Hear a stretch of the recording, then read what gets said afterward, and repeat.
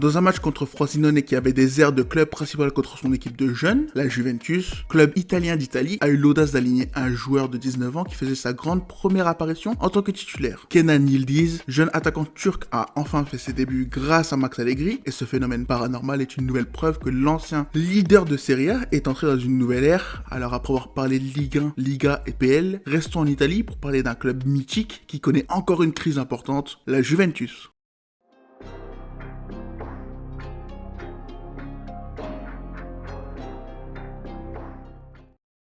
Leader incontesté en championnat pendant des années, les dernières saisons difficiles de la Juventus ont été les conséquences d'une gestion sportive et économique assez catastrophique. Si beaucoup estiment que le déclin a commencé avec la signature de Cristiano Ronaldo, d'autres, dont moi, pensent que le déclin a commencé bien avant, en cherchant à remporter absolument la Ligue des Champions, en laissant son effectif mourir pour miser sur un seul joueur qui devait porter l'équipe. Le projet d'Agnelli s'est logiquement cassé la gueule et les retombées ont été bien plus grosses que ce que les gens attendaient. Pour survivre économiquement à cette période de gros investissements, la Juventus a mis en place une forme de trading de joueurs en survalorisant les transferts, ce qui a mené à 2 enquêtes par 2 organismes différents, et si l'une a été menée par des incompétents qui se sont basés sur Transfer Market comme les comptes de Twitos Foot, une plus sérieuse a permis de mettre en lumière une quarantaine de transferts similaires. Dans le même temps, avec les énormes pertes économiques liées au Covid, une autre magouille avait été mise en place concernant les salaires des joueurs payés en dessous de table, une infraction importante du fair play financier qui mettrait une pression immense sur le club, qui je le rappelle était déjà dans une situation compliquée. Au final, une bonne partie de la direction dont Agnelli et Nedved démissionneront, 8 seront bannis d'exercer dans le football, notamment Paratici qui était parti à Tottenham, une amende de 20 millions, un ban d'1 an de compétition européenne et une déduction de 10 points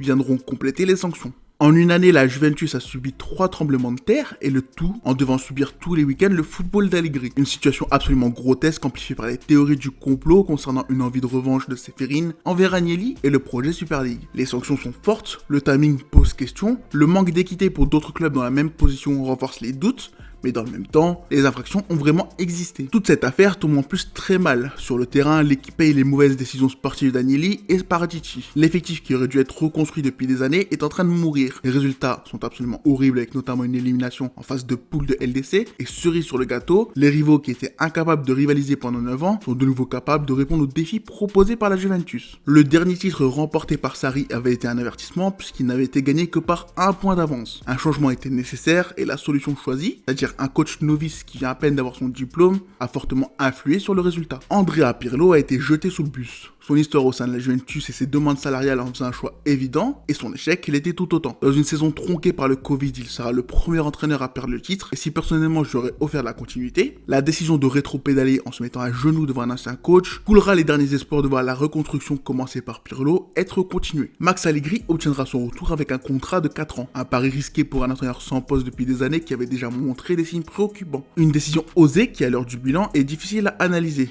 Après avoir fini 4e et 7e en Serie A, s'être fait éliminer par Villarreal en 8e et le Maccabi Haïfa en phase de poule, la Juventus est de nouveau dans le top 2 de son championnat. Dans une période de turbulence, de sanctions et de résultats sportifs en dessous des espérances, Allegri a servi de bouclier, un rôle ingrat qu'il a accepté de prendre pour le bien du club. Mais maintenant que la tempête est quasiment passée, maintenant que les rivaux ont réussi à stabiliser leur réussite pour rester au sommet, Allegri est-il toujours l'homme de la situation? Ce qu'il faut comprendre, c'est que depuis 2 ans, les problèmes qui gangrénaient l'effectif ont enfin été attaqués petit à petit. Que ce soit la défense centrale détruite depuis le départ du trio Barzagli, Chiellini et Bonucci, latéraux peu performants depuis le deal Cancelo-Danilo honteux, le milieu décimé par les fins de contrat ou l'attaque incomplète pour laisser de la place à CR7. Des efforts ont été faits dans cette période compliquée pour essayer de régler ces problèmes. Des joueurs comme Vlahovic, Chiesa, Kostic, Bremer, Milik, Di Maria, Cambiasso ou même des retours comme Moeskin et Weston McKennie ont permis à la Juventus de se relancer. Les finances vont mal, la tête grossit, mais des transferts ont quand même lieu pour essayer de redresser la barre. Mais surtout, les premiers fruits du projet Next Gen sont en train de tomber. Si avant la Juventus visait des joueurs autour des 19 ans pour faire des plus-values sur des transferts suspects comme Pablo Moreno ou Félix Correa de la Juventus, aujourd'hui, il a été mis en place une équipe réserve de U23 en série C qui permet aux jeunes d'avoir un avant-goût du monde professionnel. Une étape nécessaire sur laquelle beaucoup d'investissements ont été faits et qui a créé un changement dans la politique sportive, puisque les joueurs arrivent plus tôt et ils sont beaucoup plus accompagnés. Un projet ambitieux dans une ligue où la jeunesse est très rarement mise en valeur et dans un club où le dernier jeune joueur à avoir joué 50 matchs avec les pros s'appelait Claudio Marchisio. Lazio. Depuis l'an dernier, l'effectif touché par les blessures a pu être renforcé par les jeunes du projet. C'est comme ça qu'un Fabio Miretti, par exemple, s'est retrouvé intégré à l'équipe première. Après avoir exploité à des fins purement financières les jeunes, ne leur laissant pas l'occasion de jouer un match, ils ont maintenant leur chance à la Juventus. C'est un progrès important, cela montre que le club grandit, mais tout n'est pas encore parfait. Récemment, les Bianconeri ont affronté Frosinone, une équipe qui est en train de s'imposer comme l'une des révélations de la saison, coachée par un coach italien en pleine rédemption et composé d'énormément de joueurs en prêt. Lorsque les deux équipes se sont retrouvées face à face, bizarrement, c'est Frosinone qui s'est présenté avec les fruits du projet Next Gen. Et encore plus bizarre, c'est un autre jeune du projet qui a offert le premier but à la Juventus.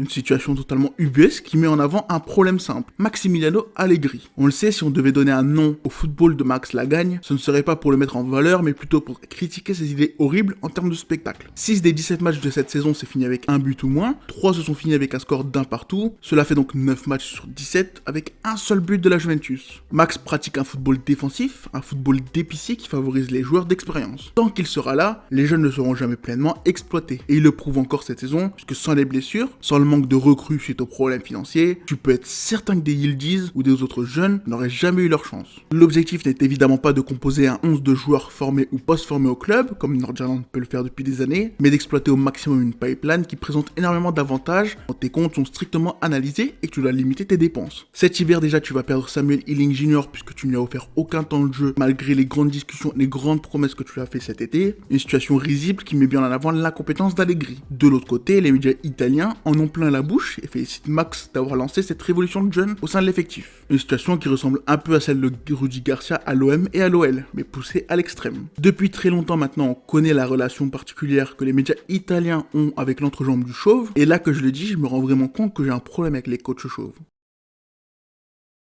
Grâce à son exclusion des compétitions européennes, la Juventus est seconde de Serie A. Même sans match en pleine semaine, une équipe comme l'Inter est bien plus forte. Et si Milan avait viré Pioli comme je l'avais dit, il est quasi certain que l'écart serait moins important. Dans tout ce brouhaha, dans tout ce bordel, la jeunesse est ton phare. Puisque c'est grâce à elle que tu peux relancer un groupe vieillissant, mais c'est aussi grâce à elle que tu vas pouvoir remplir tes caisses. L'idée de prêter Mathias Soulé, Caio Jorge, Benenetxea et Juisen à Frosinone est une bonne chose. Ils engrangent l'expérience dans une équipe qui les utilise chaque week-end, ils apprennent à se connaître. Caio Jorge détruit par sa longue blessure est en train de se reconstruire et cet été, tu vas te retrouver face à un choix capital. Tu peux profiter de cette situation pour les inclure dans ton effectif, pour améliorer ton équipe, en plus à des postes où les besoins sont là. Ou alors, tu peux les vendre et miser une nouvelle fois sur des joueurs avec plus d'expérience. Tout dépendra de si Max Allegri reste et si tu es satisfait des résultats ou bien même du nom de son successeur. Dans tous les cas, dans une saison sans Europe avec des concurrents moins nombreux que l'an dernier, tu te dois au minimum jouer le titre jusqu'à la fin de saison. Pour l'instant, Max est toujours au pouvoir. C'est lui qui semble prendre les décisions puisqu'il est en train de faire le forcing pour une arrivée de Dolberg, qui jettera le flou sur l'avenir de Miretti. Dans le même temps, ce sera intéressant de voir si pour régler les problèmes financiers de cette saison, c'est Vlahovic qui sera sacrifié comme prévu, ou si c'est une exode de talent de cette première génération qui sera fortement convoité, montrant que le projet Next Gen est déjà une réussite. Je sais pas si cette phrase avait du sens. Aujourd'hui, celui qui représente les espoirs des supporters, c'est Mathias Soulé. Jeune argentin formé à Vélez, il a été attiré par le projet, allant jusqu'à refuser d'autres gros clubs européens et devenir la risée dans son pays pour rejoindre la Juventus. Trop fort pour les U19,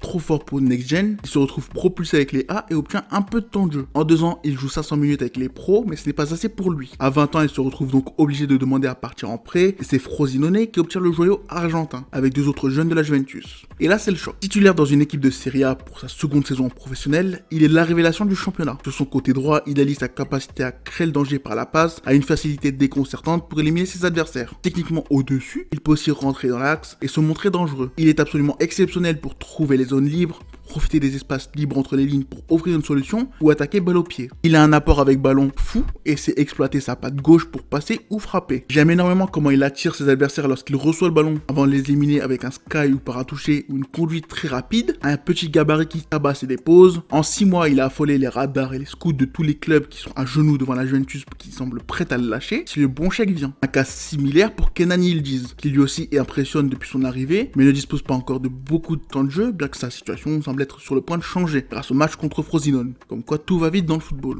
La Juventus est donc à la croisée des chemins. Le départ de Samuel Ealing Jr. est quasiment acté. Je vais en parler dans une autre vidéo, mais c'est un avertissement important qui doit être pris en compte. Aujourd'hui, l'homme qui était à la tête des arrivées de ces jeunes promesses a signé à Granada. Mais les fruits de son travail sont là. D'autres comme Luis Aza, par exemple, sont en train de suivre le même chemin que Soulé. Quel message tu leur enverras en n'offrant même pas une seule chance à Mathias Soulé de s'imposer chez lui? Les prêts à Frosinone sont vraiment une idée de génie. Mais si la rumeur concernant le prêt de Jean Juisen pour pallier au départ de Soulé sont vrais, la bonne idée n'aura servi qu'à remplir les caisses et non à renforcer ton équipe et ton projet. Un choix compréhensible, mais franchement dommage, surtout avec la fin du décret croissance qui annule les avantages fiscaux qui aidaient beaucoup pour les transferts en Italie. Dans tous les cas, cette vidéo en appelle à une autre dans le futur, en espérant que je vous ai donné assez d'informations pour comprendre la situation.